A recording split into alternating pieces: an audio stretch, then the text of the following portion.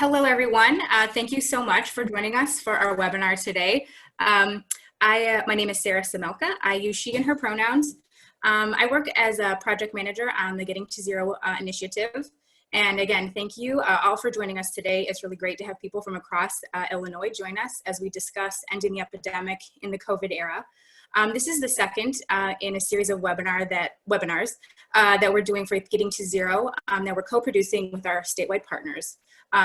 We have one lined up as well. So thank you for joining us for the second in our series. I'm very excited and panelists today for this webinar to talk about data modeling. I'm going to turn it over to them in just a minute. But before we hand things over, I just want to discuss a few housekeeping points with everybody. We're going to be sharing everything out to all registered participants. And then also, once you get the recording, please feel free to share with your networks, your communities. This is open to everyone. We want as many people to get excited about data modeling as possible and to share the information. During the program, only the presenters' cameras and microphones will be on, so everyone else will remain muted. However, that does not mean we don't want to hear from you. We really want to hear your questions and answer any, clarify anything that we can. So you can either submit through the chat or the Q&A. We have folks monitoring the chat and Q&A, and we'll kind of filter that over to the presenters. Sure that as time allows, we'll answer as many questions as we're able to. And then just a quick refresher for everyone joining, just to remind people, Getting to Zero is a statewide initiative. We're aiming to end the HIV epidemic in our state by the year 2030 through a partnership with our community-based organizations, healthcare providers, government agencies, people living with HIV. We'll all carry out the plan that was built by Illinoisans from every region in our state. So this plan is really a different way of building access to all kinds of care, not just HIV care, for all Illinois residents. And it focuses on the shared goals and our shared best practices and an understanding of what it takes to kind of pull our whole state along and get everyone to end the epidemic.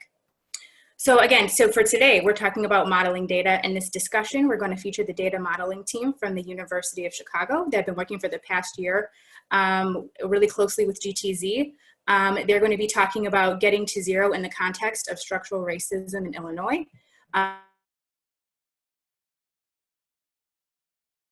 Such as our national goals, our trends in Illinois and Chicago, and then modeling for key populations. So again, and the folks that are going to be presenting today, Maura McNulty, Aditya Khanna, Anna Houghton, and John Schneider. So I'm going to go, and they'll talk more about themselves and when they're, as they present their.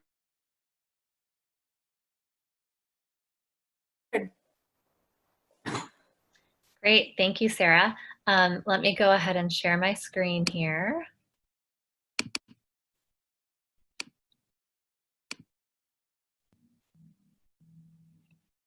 Okay, oops, sorry.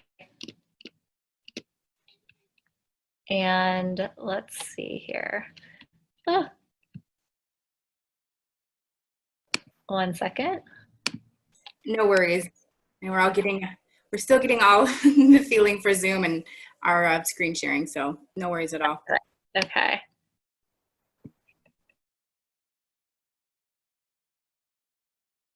Okay, let me try again. Okay, is that okay? You can all see that? Okay, fantastic. So as Sarah mentioned, we're going to talk about getting to zero in the context of structural racism in Illinois and modeling for HIV elimination. My name is Maura. Maura, can you put it in slideshow? It looks like it's sharing the. Oh, sure. Sorry about that. Hold on. Okay.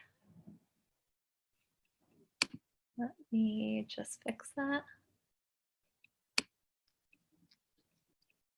Okay. I'm sorry if I made it worse. Oh no, sorry about that. Okay, that better for everybody? Okay. Perfect. Yep. Okay, great. Okay, So my name is Maura McNulty. I'm an infectious diseases physician at the University of Chicago and in the Chicago Center for HIV Elimination. And I've been working with a group at the University of Chicago who are on this call, and also many others, AFC, Northwestern, public health departments across all different areas,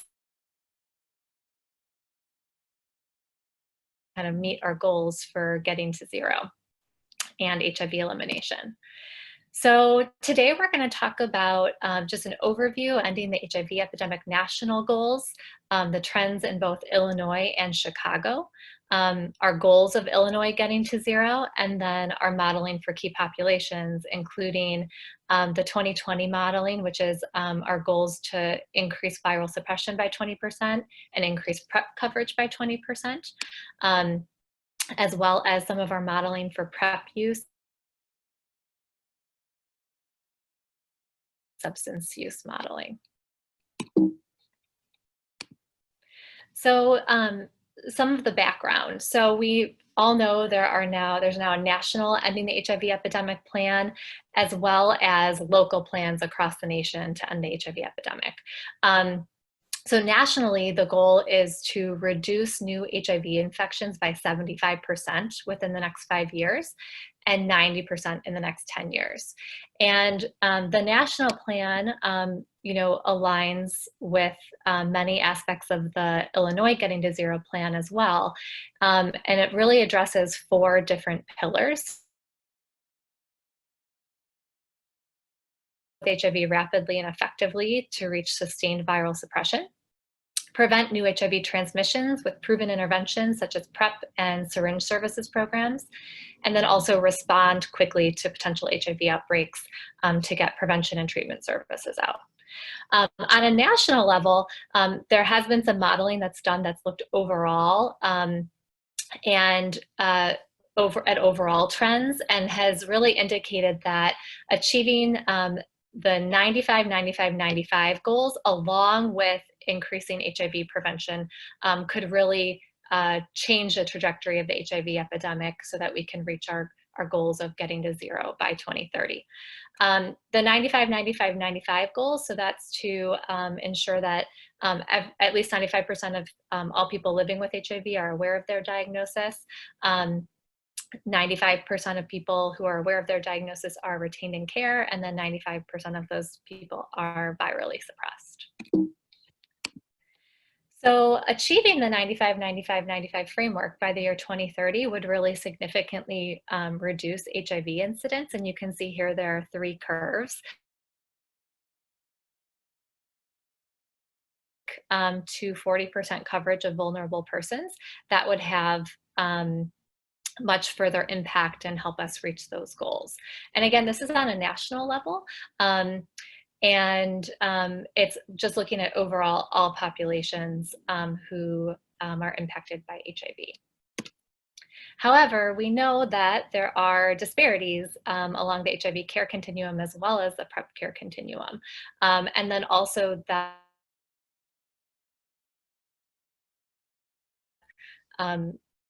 is a series of microepidemics, and that looking at local context is really important to understand what in each of these different areas, as well as on a national level, but then in each of these different local contexts, what we can do, what the trends look like, and how we can really move the needle in our own particular areas.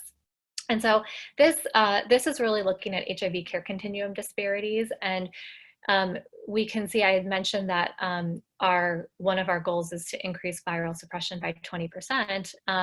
And what does that look like in different populations? Well, I just want to call attention because across the board, it looks like similar across all groups if you just glance at the graph.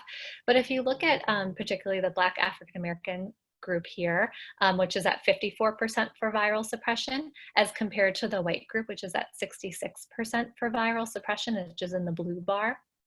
That's actually a pretty big difference in 12 percentage points if we're talking about increasing by 20% overall. And if we increase in 20% overall, what is that?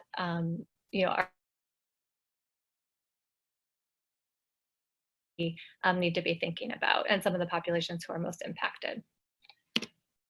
There are also disparities in PrEP use. So this is looking at the 2017 National HIV Behavioral Surveillance data analyzed by the CDC. And this showed that Black and Hispanic MSM, so men who have sex with men, were significantly less likely than were white MSM to be aware of PrEP or have discussed PrEP with a healthcare provider or to have used PrEP within the past year. And of those who had discussed PrEP, amongst those, Black MSM were the least likely to have reported actually using PrEP. I had mentioned that thinking about local context is really important. And this is looking at San Francisco's getting to zero goals and projections. And San Francisco has really been held up as one of the cities that has been really successful in achieving getting down.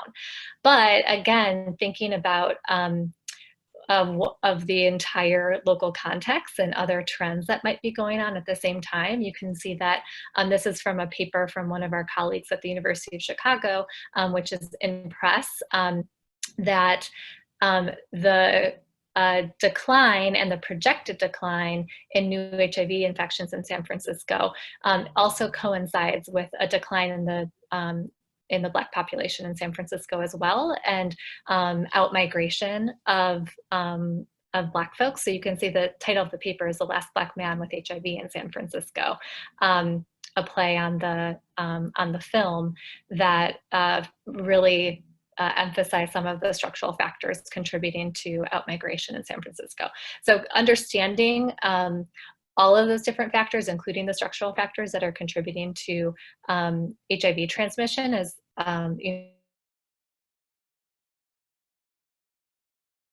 specific key populations who are really impacted. How are we doing in Illinois? So this is from AIDS View. So in 2018, there were just under 36,000 people living with HIV in Illinois, and about 1,300 new diagnoses. And so you can see overall the trend in Illinois looks really good. But again, I want to call attention to the fact that of these 1,361 new diagnoses in 2018, 83% were in men, 50% were Black, and 58% were under the age of 35. So still really thinking about some of the key populations, young Black men who have been really impacted, as well as some other key populations that we'll talk about. Of a trend. So this is from the AHEAD dashboard that that is on the national level. And so we don't have much of a trend to report on just yet because the baseline data is from 2017. But you can see some improvements in viral suppression and PrEP coverage overall. But again, we'll talk a little bit more as the presentation goes on about specific trends in different populations within Illinois and in Chicago that need to really be looked at carefully. So looking at Chicago specifically, in 2018, the highest rates of new HIV diagnoses were seen in Washington Park, Chatham, and then the Grand Boulevard neighborhood. And these are some of the neighborhoods that have also been really impacted by economic hardship, and also more recently, COVID, both for, we've seen in the Chicago data, so COVID, transmission, hospitalizations and deaths as well. And so a lot of these different kind of structural inequities are coming together to drive some of the epidemics in similar ways. Now, Chicago also has similar declines in the overall rates of HIV transmission, as it's the top blue bar on the left-hand graph. But again, the decline has been different, so across different groups. So there's, from 2014 to 2018, there's been a 24% decline in white non-Hispanic, whereas there's been a 15% decline in Black non-Hispanic and 21% in Hispanic population. And so in thinking about this, really there are two trajectories that have been going on in Chicago, and this slide is from Aditya, where we, and this is data through 2015, but you can see that there's been a decline overall that you start to see here, but that decline doesn't necessarily apply to all groups, and this is specifically looking at the young Black MSM population here.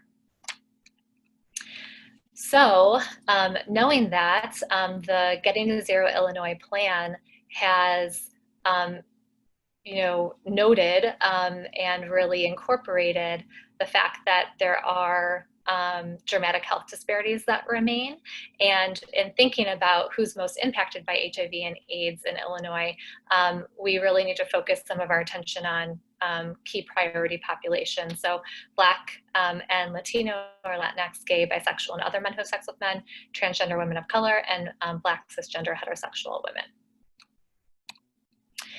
So overall, we know HIV incidence has been declining over the last decade, but it's not declining evenly in all populations. And so to really think about how are we going to achieve the goals of getting to zero, particularly in groups who have not experienced the same rate of decline as the overall population, it's really been one of the goals of the modeling that's been done in order to better understand that.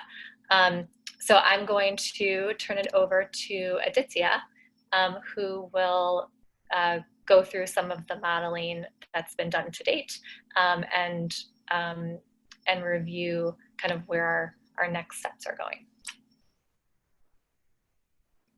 Let's see.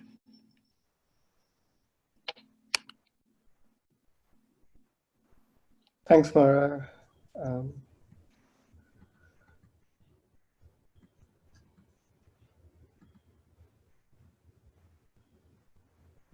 Sorry, there's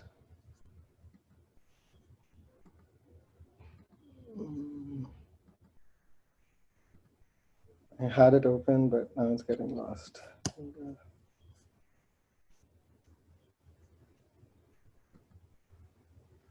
Okay.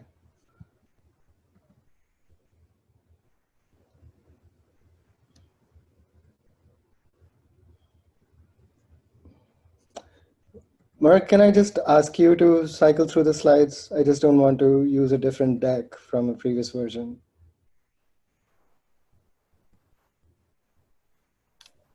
Can you still keep sharing your screen?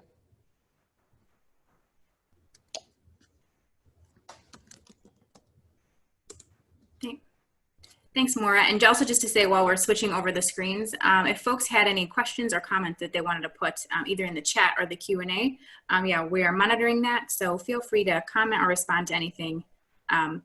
Also, as Aditya is doing his version of the presentation.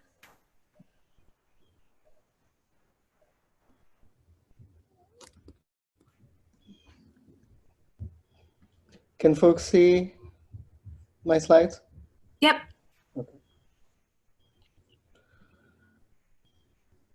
All right. So sorry about the difficulty in getting this set up. But sorry.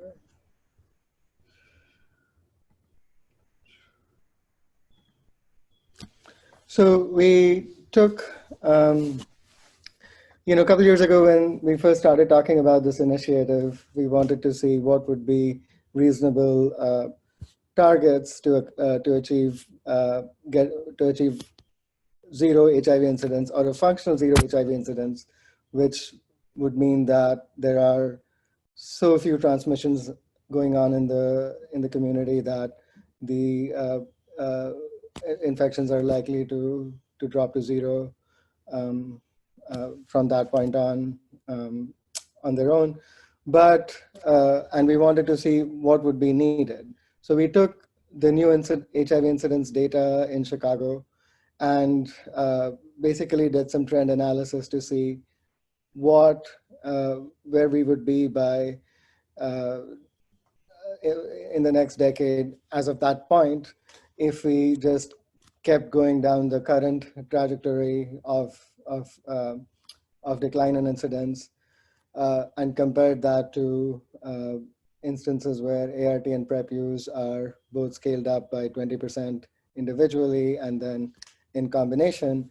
And we found that, yes, by increasing both ART and PrEP use together, in a decade or so, a functional zero HIV incidence is achievable.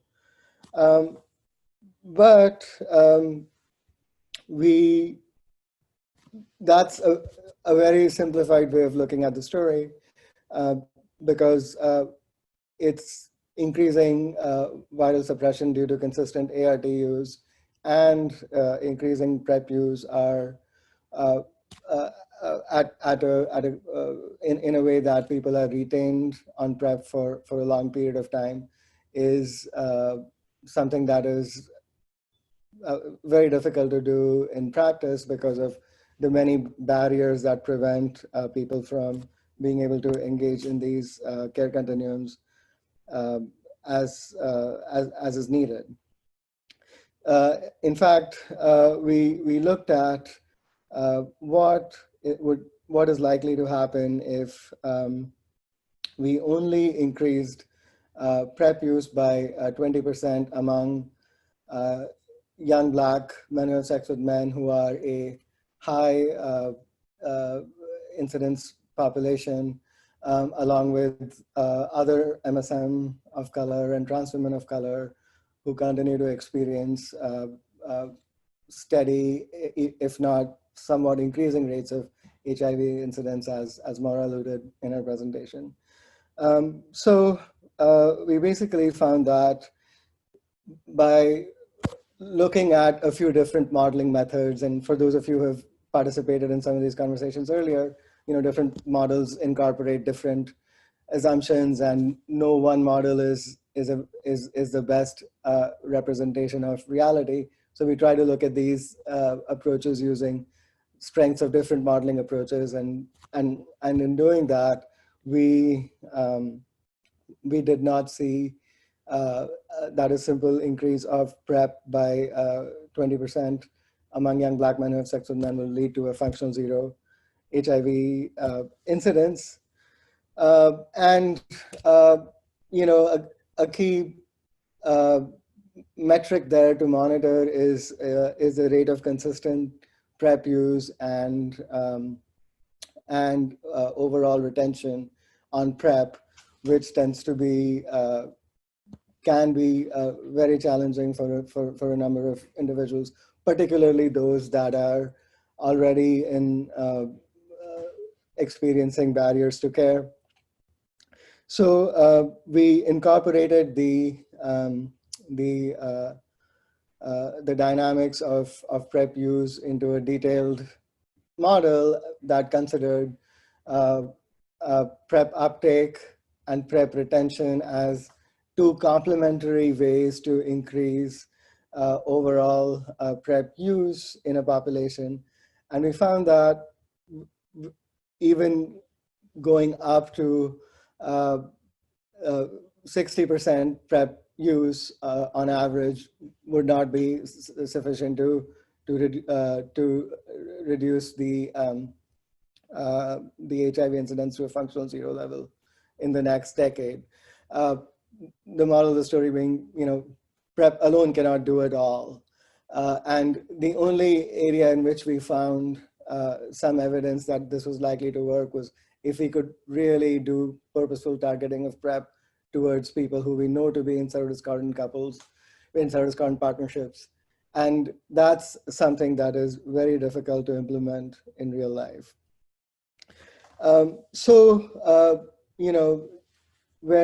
Where we arrived after doing those analyses was in understanding that, not all groups are equally facing barriers to PrEP uptake and retention. There's a number of different structural issues that we've learned about through conversations with the Getting to Zero Planning Committee and the AFC. Racism, discrimination, stigma, criminal justice involvement, housing instability, and so on, that affect certain segments of certain population segments much more disproportionately, even as the group as a whole is experiencing high HIV incidence. So our next step is really to start incorporating some of these barriers in more finer detail into our work. and criminal justice involvement and substance use are the primary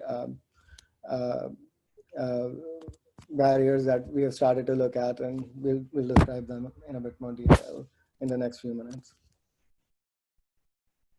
So I think Anna goes for the next part. Yeah, thank you, Aditya. Maura, do you want to just continue to move the slides forward? I'll let you know when to switch. Okay, so I'm going to talk about some applications of criminal justice involvement modeling that we have been doing. So Black MSM are disproportionately affected by HIV and criminal justice involvement, and often cycle between communities and criminal justice systems. So we know that criminal justice involvement can impact social and sexual network stability, employment and housing opportunities, and access to medical care. So some of these structural factors that can result in cycles of economic marginalization and contribute to ongoing HIV transmission. Next slide. So criminal justice settings offer opportunities for treatment and prevention interventions to populations who might not otherwise access these services. So there are opportunities here, but there's likely interventions that address social and structural drivers of transmission. There are logistical and ethical challenges that limit empirical research in criminal justice settings. And so our group uses agent-based modeling for evaluating interventions, complex interventions in these settings. Agent-based models can provide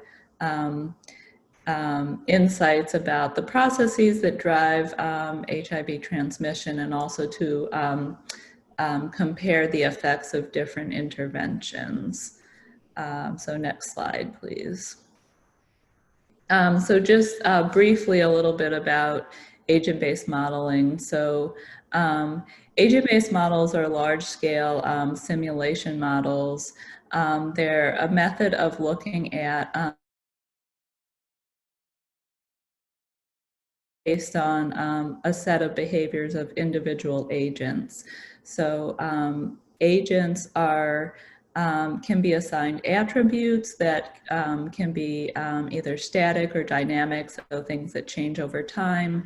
So they are assigned things like age, race, gender, and then they can they engage in behaviors and interactions with other agents, and also with their environment. So these are models, we use these models to simulate HIV transmission in the population of Chicago, and also the impact of criminal justice involvement.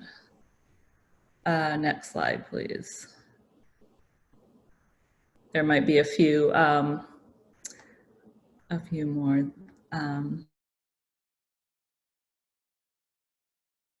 This work was to use agent-based modeling to quantify sexual network and HIV care continuum disruption associated with criminal justice involvement. And we examined the impact on 10-year HIV incidence and prevalence. We conducted experiments to evaluate the impact of criminal justice focused interventions on population level HIV incidence, and also on HIV incidence among individuals with criminal justice involvement in their networks. Next slide, please. So the model population consisted of 10,000 agents representing Black MSM, young Black MSM in Chicago. We specified rules for agent agent-to-agent interactions, sexual behavior, and HIV prevention and care continuum metrics. We also incorporated the impact of incarceration on sexual networks and HIV prevention and care continuums. So data sources for the model were from local population-based cohort studies conducted at UChicago, and then also HIV incidence and prevalence estimates from health department surveillance, and we used incarceration incidence and prevalence estimates from the Cook County Department of Corrections. And then the outcomes from these models were 10-year HIV incidence and prevalence. Next slide. So this is just a graphical depiction of the model. This shows the processes. The model iterates through a number of steps. Once agents enter the model, they engage in behaviors. The model incorporates biological aspects of transmission, treatment and PrEP use, and then HIV transmission is a function of infectivity of HIV positive partners based on their viral load and stage of infection, and then ART and PrEP use within the dyad. And then in the center is the jail circulation model, and I won't go into all the complexities of this, but basically the main point here is just that incarceration affects the agent's behavior, so their partnership, network dynamics, and then it affects ART treatment and PrEP. And so those are, together, those factors can affect HIV transmission. Next slide, please. So, so as I said, so the mechanisms by which criminal justice involvement impacts HIV transmission are through disruption in the prevention and care continuum, and ART and PrEP engagement, and through impact of incarceration and release on the partners of those with criminal justice involvement. And so we implemented these processes in the model, and then we can, in subsequent work, evaluate the effect of interventions to change these things. So for ART and PrEP engagement, example interventions would be things like reducing disruption in HIV or PrEP care after release from jail. So interventions to reduce insurance, housing, or employment, some of these structural barriers to care engagement that might be particularly prevalent for criminal justice involved populations, particularly. And then we also hypothesize that there's an impact on the sexual networks of criminal justice involved individuals. So interventions that we could test would be focused ART or PrEP interventions for those individuals and their networks. Next slide, please. So here we looked at HIV incidents over 10 years in these different subgroups of the population. So incidents, and it's right around 5%. Then the green is HIV incidents in agents with any incarceration history. So there's HIV incidence in that group is a little bit higher. The never incarcerated group, which is the blue, the line at the bottom is, has the lowest HIV incidence. But then we see elevated incidence in partners of agents who go to jail. So those are the red lines and the sort of pink bars. So those are partners of agents who experience incarceration, and then they may or may not be. So in the model, partnerships are disrupted when an agent goes to jail, and they may or may not reform when agents are released from jail. So basically we're implementing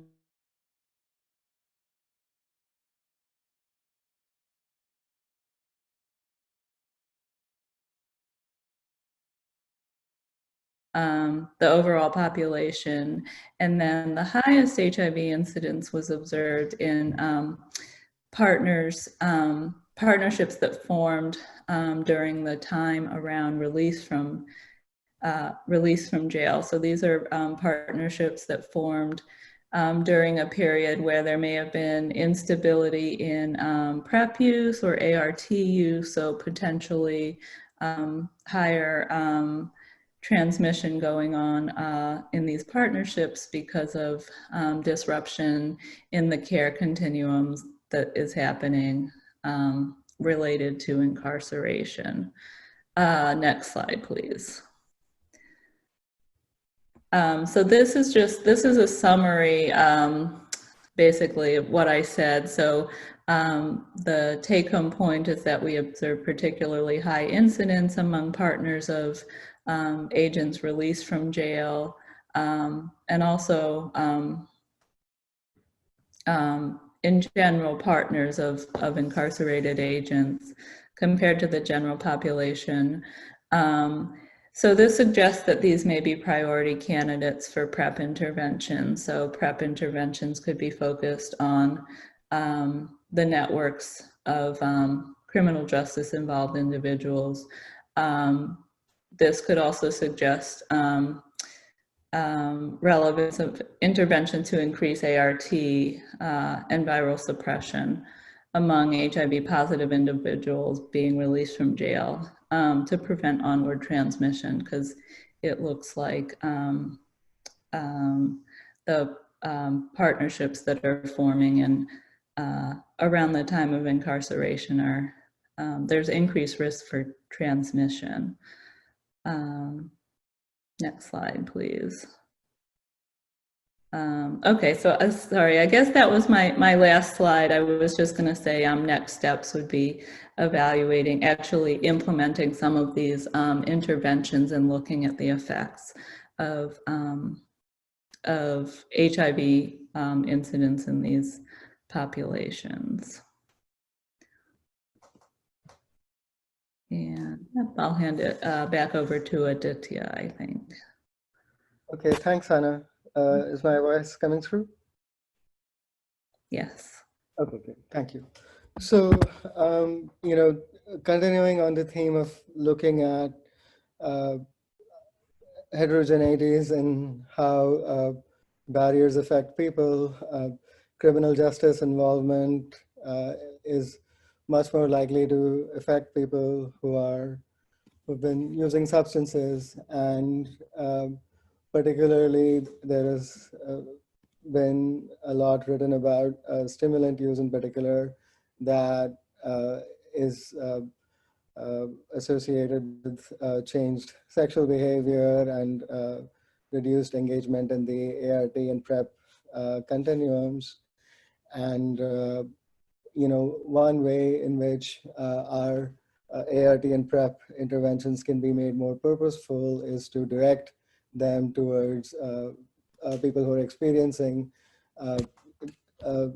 barriers on account of substance use behaviors to improve the HIV outcomes amongst them, but also by extension in the overall population.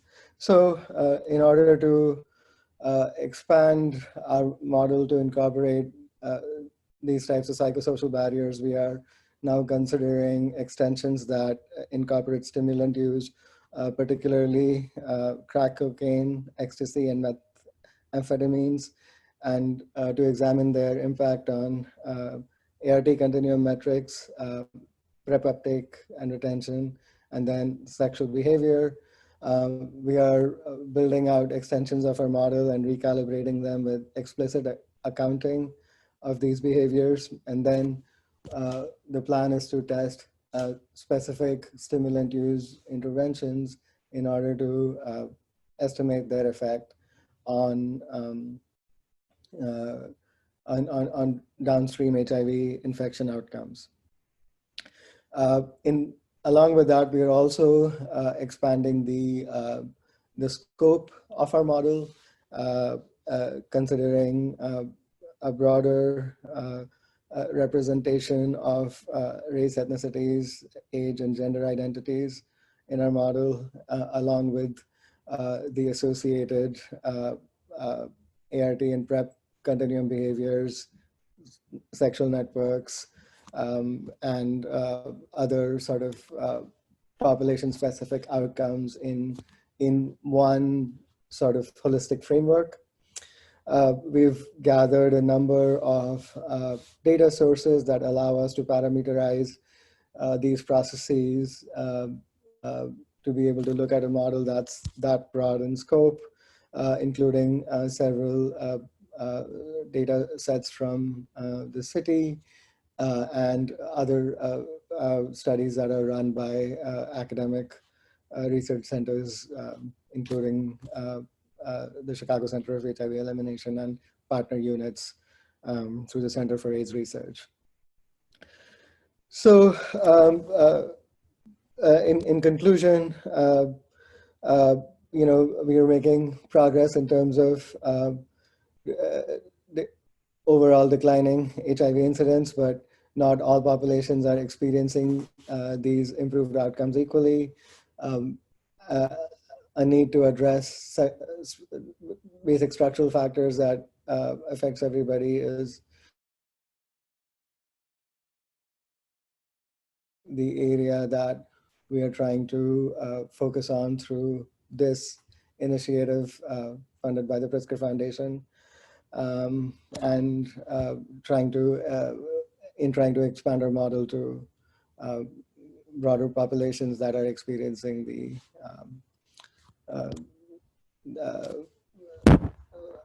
disproportionate HIV impacts today. Thank you very much.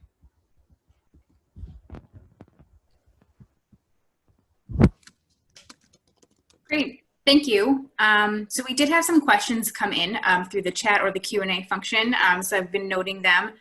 If folks are taking a minute to marinate on the entire presentation and have other things they want to ask, please feel free to keep asking and we can use the rest of the time as a Q&A.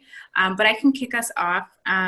So someone in the chat had asked, this might come up, but I'm interested if modeling is under for example, LAI for both prevention and treatment that may improve uptake and adherence. If we think about contraception, for example, we know more choices would result in fewer unplanned pregnancies. So just a question about if anyone has looked at all incorporating the new modalities for prevention and treatment that are kind of coming online.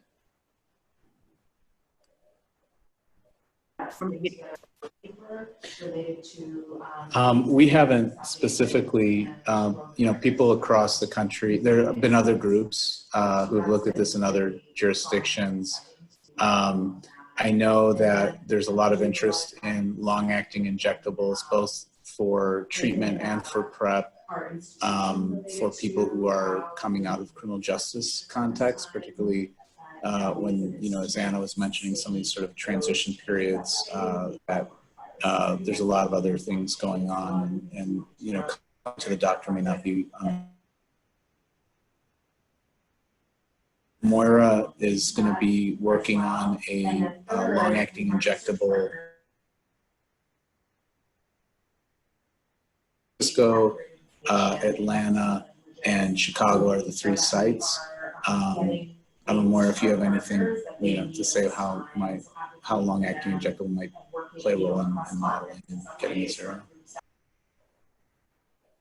Yeah, I think it will. I think it'll be interesting. I do think that to be able to incorporate it, and maybe Aditya and Anna can talk to this more, but to be able to incorporate it into the modeling, having some amount of data on duration that people stay on it when it's the long-acting injectable versus the versus daily PrEP or other forms that people take PrEP, and then also retention and care, because I think some of the initial modeling for reaching our getting to zero goals for increasing PrEP use by 20% assumes that people are staying on PrEP and that they're staying on PrEP for more than 6 months, 12 months. So this might really be able to move the needle on that if it's helping people stay on PrEP, but I think we'll have to see exactly how it is rolled out and if people can have access to it, and if it makes it actually easier for people to be on PrEP. Great. Thank you for fielding that question. We have another question here in the queue. This one is related specifically to social determinants of health. Our listener is asking, are there specific social determinants that yield better results? For example, does stable housing lead to fewer new cases over time versus stable employment?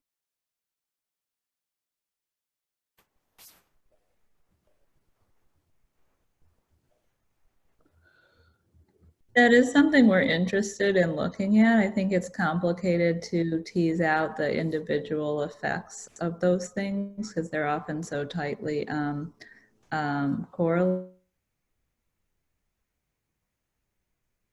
But that is one of our goals for our modeling work, is to better understand which of these structural factors, if there are particular factors that are really driving transmission more than others, and whether we can identify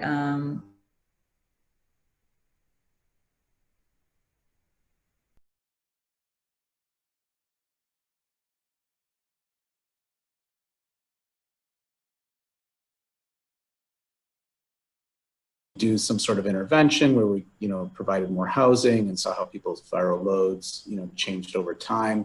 It would be a very costly, a very long sort of study. Modeling does take, some time for sure, but, we could test various things at the same time, or like Anna just mentioned, in combination. So that's one of the benefits of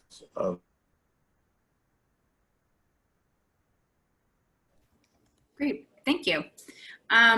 We have, again, people keep typing in the questions. I'm just going to keep bringing them to your attention. One thing someone is asking in the chat, if folks could speak to oral preps, so the pill PrEP, multiple dosing strategies, and the ability to go on and off PrEP, like in a seasonal way. So again, we know that when you start PrEP, it's not forever. And so I think this is maybe, and again, please clarify in the chat if I'm saying this wrong, but I think this is kind of the idea of, someone being on PrEP. They're not going to be on PrEP for maybe, 5 years. If you're going on and off PrEP, or taking it for a few months, or even for 1 year, if we're looking at data from across 10 years, how do we deal with that, I guess, that data?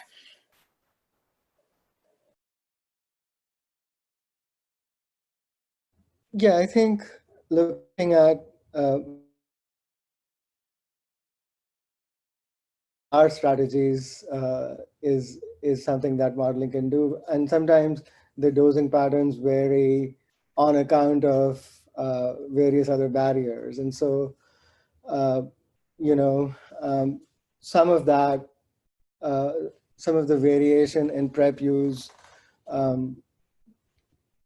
that is, that affects the retention period and the uptake period, we've already looked at least in the context of our work on YBMSM prevention.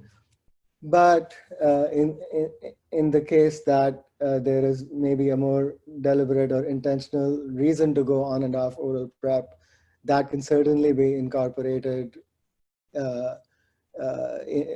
in future modeling work to examine, if that yields, what kind of outcomes that would yield. That's what came to mind. Sure, and there was also a little clarification too in the chat too. So I can just say on this topic, the person emphasizing you can be on PrEP but taking it only 4 days a week, or you could be on PrEP and only taking 4 pills a month, for example. Yeah. They said they're not really talking about barriers, just like the many ways that someone can take PrEP and be persisting on PrEP. Yeah. PrEP does not really require people to take a pill every day of the year, which is just a different thing than treatment. So yeah, I think that's what they were. Yeah. So we in the context of our work, we call that PrEP adherence, and sort of variation in which in PrEP dosing across people, because not everybody takes 4 or more pills a week.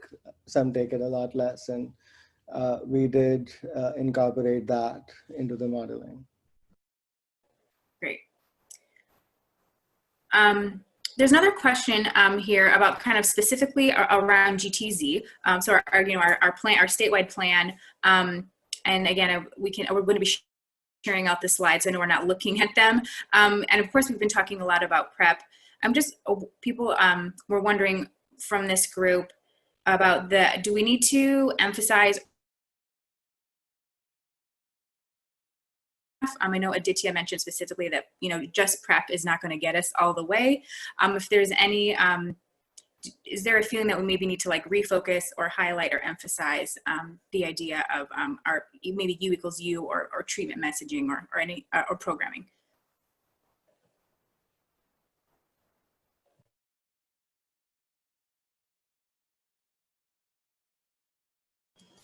We're all being shy.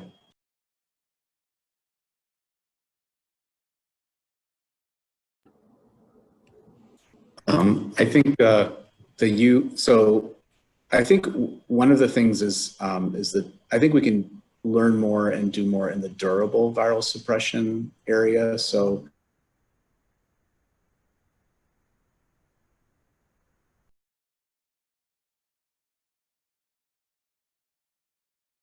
medicines, get prescriptions, things like that, get all the wraparound services they need, substance use treatment, mental health, et cetera. But, people just get really tired of this. I mean, it's a hard thing, particularly for treatment, compared to PrEP, which, you can have a little more variability. It's just hard to do. And long-acting injectables may help that a little bit, but then you'll probably have to go see a provider even more frequently than you did before. I think those are we have to start looking at people who are kind of 2 years out or have been off treatment, then started again, and have been doing good for about a year, and just kind of keep sort of thinking of new strategies and ways to motivate and engage people, because we find a lot of providers don't know that their patients, they thought they were doing great. A year they've got this little snapshot of who Joe is, and Joe's doing great, but then they're off, and we haven't heard from them. So I think the durable viral suppression would be an important part of this. Great, thank you. Yeah, and I would say also that I also think it's important to have the linkage to care and initiation of ART have that process. I think we've gotten some evidence across some different, from across the nation, and then also from some other countries, that quickly starting people on ART really does, I think, emphasize that it's important to be on medication and that it's a main part of the treatment, and decreasing transmission as well. And so I think starting people quickly, having a consistent message around the importance of that, and not kind of drawing out those steps of the care continuum from diagnosis to linkage to starting ART, can also make an impact if we do it in a consistent way across the entire city, county, state, et cetera. Great. Okay, thank you for taking that on. I appreciate it. And it looks like we are just wrapping up now. I'm looking at, we just turned to 1 o'clock. So I just wanted to thank you again to all the presenters for sharing this information with us and helping make data and modeling more accessible. I just want to remind everyone that this session was recorded. So we're going to be able to share it back out with everyone who's listening in today. And then before I wrap, just quickly want to do a little plug and promo. Meg just put this in the chat, but we do have our next webinar in this series coming up 2 weeks from today. This one will be about the dashboard that is being built that will display some of the metrics tied to getting to zero goals.